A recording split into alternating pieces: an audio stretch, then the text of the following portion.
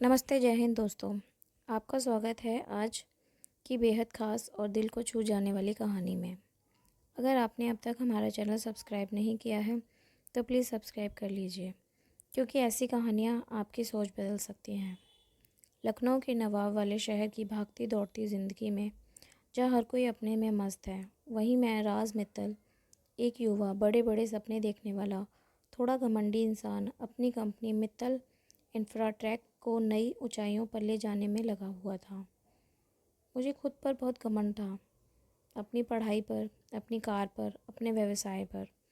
मैं हर रोज़ ऑफिस जाते समय एक पुराने मंदिर के पास से निकलता था, जहाँ एक बूढ़ा भिखारी बैठा हुआ था, गंदे कपड़े पहने हुए, उलझे बाल, हाथ में कटोरा। उसकी आंखों में अजीब सी चमक होती थी, जैसे वो हर किसी को पढ़ लेता हो। मैं रोज़ अपनी और उसकी ओर देखे बिना गाड़ी निकाल लेता, पर एक दिन ट्रैफिक जैम था और मेरी कार उसकी बगल में रुक गई। उसने मुस्कुराकर मेरी ओर देखा और कहा, बेटा, बहुत दूर भाग रहे हो, पर मंजिल वही है जहाँ से भाग चले थे। मैंने कहा, बाबा, अपने काम से काम रखो, फ़िलॉसफ़ी मत झाड़ो। उसने बस मुस्कुरा दिया। मुझे अपनी कंपनी के लिए नया गार्ड की ज़रूरत थी। कुछ ही दिनों बाद मेरी कंपनी में एक नया गार्ड नौकरी मांगने आया। कपड़े साफ थे लेकिन साधारण, आवाज़ में आत्मविश्वास था। नाम था जीतलाल। कुछ था उसमें, एक अजीब ठहराव। मैंने एचआर से कहा, 1 हफ्ते की ट्रायल दे दो, फिर देखेंगे। गार्ड आता, ड्यूटी करता और खाली समय में किताब पढ़ता। एक गार्ड और किताबें। एक दिन मैंने पूछा, इतनी पढ़ाई क्यों कर रहे हो? उसने बस इतना कहा, ज़िंदगी की असली पढ़ाई दीवारों के पीछे नहीं, अनुभवों में होती है। मुझे उसकी बातें अखरने लगी, लेकिन कुछ आकर्षक भी था। एक दिन मेरी कंपनी के डाटा में गड़बड़ी का पता चला। किसी ने करोड़ों की रकम गायब कर दी थी। मैंने तुरंत सीएफओ को बुलाया, लेकिन वो गायब था। केस पुलिस तक पहुंचा।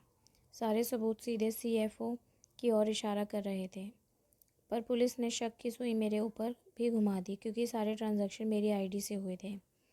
मेरा नाम मिट्टी में मिल रहा था। बैंक अकाउंट सीज, मीडिया की हेडलाइंस, मित्तल इंफ्राटेक का मालिक घोटाले में फंसा। मैं टूट चुका था। मेरा सब कुछ चला जा रहा था।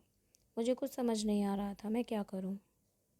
एक शाम जब मैं पार्क में बैठा था, कोई पीछे से बोला, कभी सोचा है जो सबसे नीचे दिखता है वही सबसे ऊपर हो सकता है? मुड़कर देखा तो वही भिखारी बाबा खड़ा था। मैंने गुस्से में कहा, तुम क्या जानो मेरी हालत? वो बोला, शायद मुझसे ज़्यादा कोई नहीं जानता। वो बेंच पर बैठा और धीरे धीरे बोला, तुम जिसे भिखारी समझते हो वो पहले किसी ज़माने में जीतलाल कपूर था, एक करोड़पति। मैं हंस पड़ा। अच्छा मजाक है। तुम्हारे पापा जानते थे मुझे, हम दोनों दोस्त थे, लेकिन मेरे बेटे ने मुझे धोखा दिया, सब कुछ हड़प लिया और मुझे सड़क पर लाद दिया। तब मैंने फ़ैसला किया, मैं अब लोगों को पहचानने की कोशिश करूँगा, उनके कपड़ों से नहीं, उनकी नीयत से। मेरे पाँव जैसे ज़मीन में घस गए। मैंने हफ्तों बाद ऑफिस जाना बंद कर दिया। केस अब सीबीआई को ट्रांसफ़र हो चुका था। एक दिन अचानक पुलिस मेरे घर आई। उनके हाथ एक और आदमी था, जीतलाल, मेरा गार्ड।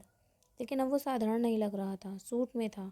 गाड़ी से उतरा था और पुलिस उसके पीछे पीछे चल रही थी। वो बोला, राज, जिस कंपनी में मैं गार्ड था वो असल में मेरी ही थी। मैंने सिर्फ इसलिए ज्वाइन किया ताकि सच्चाई जान सकूं। तुम्हारा सीएफओ असल में मेरे पुराने दुश्मन का बेटा था। तुम बेगुनाह हो, सबूत मेरे पास है। मैं जीतलाल का अवाक था। जीतलाल ने मुझे एक पेन ड्राइव दी, जिसमें सारे CCTV footage, bank transaction, emails थे। सीबीआई ने 24 घंटे में सीएफओ को गिरफ्तार कर लिया। सीएफओ ने सब उगल दिया कि इन सब में मेरा हाथ है। मेरी कंपनी, मेरा नाम फिर से साफ हो गया। लेकिन मेरे दिल में कुछ और चल रहा था, गिल्ट। मैंने उस इंसान को नीचा समझा जिसने मेरी ज़िंदगी ऊंचा कर दी। अब मेरी नज़रें हर गरीब में एक गुरु तलाशने लगी थी। मैं उस भिखारी को हंसता रहा, अनदेखा करता रहा, और वो मेरी ज़िंदगी बचा गया। मैं उनके पास गया और हाथ जोड़कर बोला, बाबा माफ़ कीजिए, मैंने आपको कभी समझा ही नहीं। उन्होंने बस मुस्कुराकर कहा, अब समझ लिया तो ज़िंदगी शुरू करो, अहंकार से नहीं, अनुभव से। मैंने अपनी कंपनी को एक नया विभाग खोला, कपूर सोशल फाउंडेशन, जो गरीब और बेसहारा लोगों की मदद करता है। जीतलाल जी उसके हेड बने।